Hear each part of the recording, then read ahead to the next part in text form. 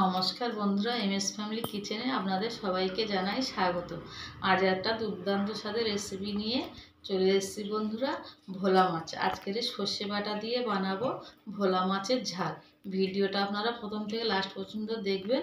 ভালো লাগলে share, comment, like অবশ্যই করবেন। তাহলে চলুন বন্ধুরা, আমি কেমন করে সর্ষে দিয়ে ভোলা মাছের ঝাল বানাই আপনাদেরকে দেখাই। বন্ধুরা, আজকের বানাবো সর্ষে দিয়ে ভোলা মাছের ঝাল। ভোলা মাছটাকে আমি নুন হলুদ ভালো করে মাখিয়ে নেব। দিয়ে দিলাম অল্প পরিমাণে লবণ, দিয়ে দেবো হলুদ গুঁড়ো। মাছটাকে ভালো করে মাখিয়ে নেব। নুন হলুদ মাখিয়ে নিয়েছি, মাছটা আবার রেখে দেব। নিয়েছি কাঁচা লঙ্কা চিড়ে, একটা গোটা টমেটো। সর্ষে দিয়ে মাছের ঝাল বানানোর জন্য এখানে আমি 2 চামচ কালো সর্ষে নিচ্ছি। আমি শুধু কালো সর্ষে দিয়ে বানাবো বন্ধুরা, আপনারা চাইলে 2 রকম সর্ষেও নিতে পারেন। এই সর্ষের মধ্যে 2টো কাঁচা লঙ্কা দিয়ে দিলাম। সর্ষে তেল দিয়ে রেখেছি, তেলটা গরম হয়ে গেছে, ধোঁয়া উঠছে। এবার আমি মাছগুলো ভেজে নেব। ভোলা মাছ এপিট ওপিট করে ভালো করে ভেজে নিয়েছি। দেবো কালো জিরে। ফোড়ন থেকে একটা সুন্দর গন্ধ বেরিয়ে গেছে। এবারে আমি দিয়ে দেবো টমেটো কুচি। এরই মধ্যে দিয়ে দেবো বন্ধুরা চিড়ে রাখা কাঁচা লঙ্কা। এই চ্যানেলে আরও সুন্দর সুন্দর মাছের রেসিপির লিঙ্ক ডেসক্রিপশন বক্সে দেওয়া আছে। এবারে টমেটোটা আমি একটু নরম হতে দেবো। টমেটোটা অনেকটা নরম হয়ে গেছে। এর মধ্যে আমি দিয়ে দেবো ছোটো চামচের 1 চামচ আদা রসুন পেস্ট। বন্ধুরা, এরকম সর্ষে বাটা দিয়ে ভোলা মাছের ঝাল একবার বাড়িতে বানিয়ে খাবে। আপনাদের কেমন লাগে আমাকে কমেন্ট বক্সে জানাবেন। এর মধ্যে দিয়ে দেবো স্বাদ মতো লবণ। আমি আমার রান্না অনুযায়ী লবণটা ব্যবহার করছি বন্ধুরা, আপনারা আপনাদের রান্না অনুযায়ী লবণটা ব্যবহার করবেন।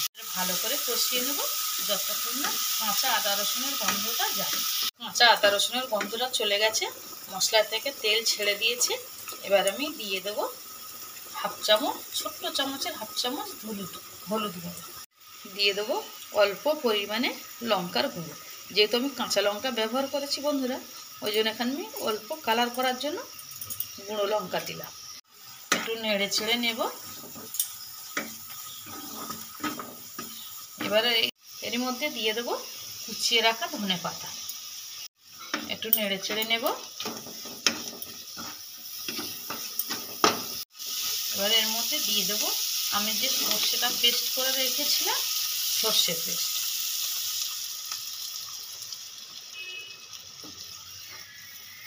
আর একটু অল্প পরিমাণে জল দেব। ব্যাস, এবারে আমি ঝোলটা ফোটার অপেক্ষায় থাকবো। ঝোলটা ভালোভাবে ফুটে গেছে। এবার আমি ভোলা মাছগুলো একে একে দিয়ে দেব।